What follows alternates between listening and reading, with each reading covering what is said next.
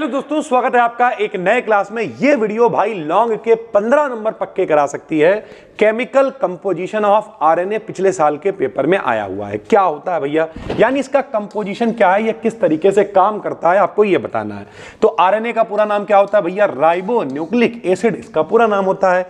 ये एक single stranded nucleic acid होता है। सबको पता है जो डीएनए होता है, डीएनए का मतलब डीऑक्सी राइबो न्यूक्लिक एसिड, उसमें क्या होता है, डबल स्ट्रैंड बने होते हैं और इस तरीके से बेस पाए जाते हैं जिनके बीच में हाइड्रोजन बॉन्ड बनता है।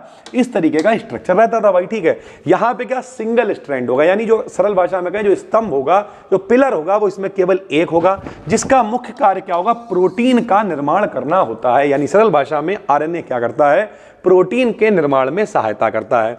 इसका जो केमिकल कंपोजिशन है वो आप कैसे दिखाओगे? तो केमिकल कंपोजिशन में नंबर एक सबसे पहले इसमें होती है पेंटोज शुगर, नाम ही है इसका राइबो न्यूक्लिक एसिड। इसमें राइबोज शुगर पाई जाती है, राइबोज शर्करा पाई जाती है। कौन सी पेंटोज शुगर होती है?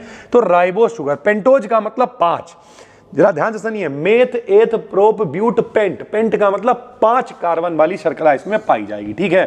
तो आरएनए में कौन सी शर्करा होती है? राइबोज शर्करा पाई जाती है। और जाहिर सी बात है जो 2 वाला कार्बन होगा उस पर एक OH ग्रुप उपस्थित होता है। इसी कारण आरएनए जो है वो डीएनए से अधिक रिएक्टिव होता है और कम स्टेबल होता है। जाहिर सी बात है जो भी ज्यादा रिएक्टिव होगा उसकी स्टेबिलिटी कम होगी।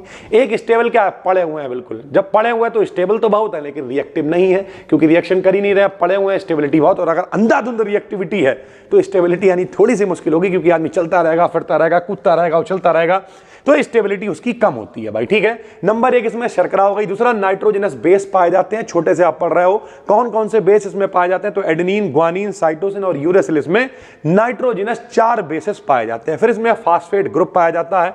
आरएनए न्यूक्लियोटाइड्स में एक फास्फेट ग्रुप पाया जाता है जो राइबोज के कौन से 5 वाले कार्बन से जुड़ा रहता है।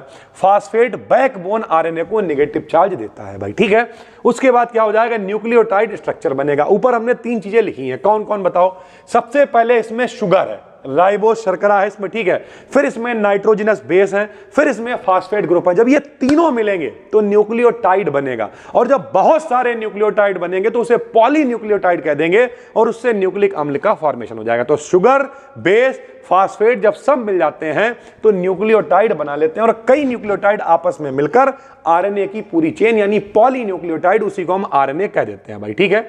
आरएनए के टाइप की बात करें तो mRNA होता है जिसे मैसेंजर आरएनए कहते हैं, tRNA होता है जिसे ट्रांसफर आरएनए कहते हैं, rRNA होता है जिसे राइबोसोमल आरएनए कह देते हैं भाई, ठीक है।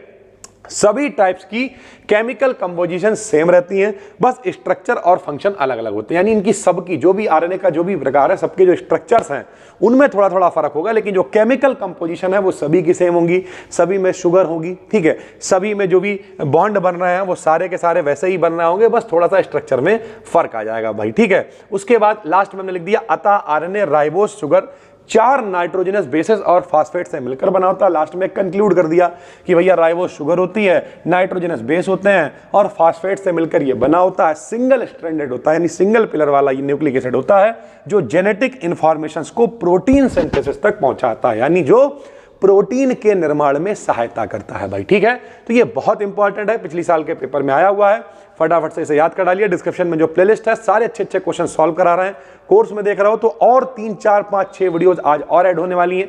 पढ़ते रहो लगातार मेरे भाई, पूरा प्रयास है अधिक से अधिक आपका साथ देने का। फिर मिलते हैं, तब तक के लिए धन्यवाद, थैंक यू।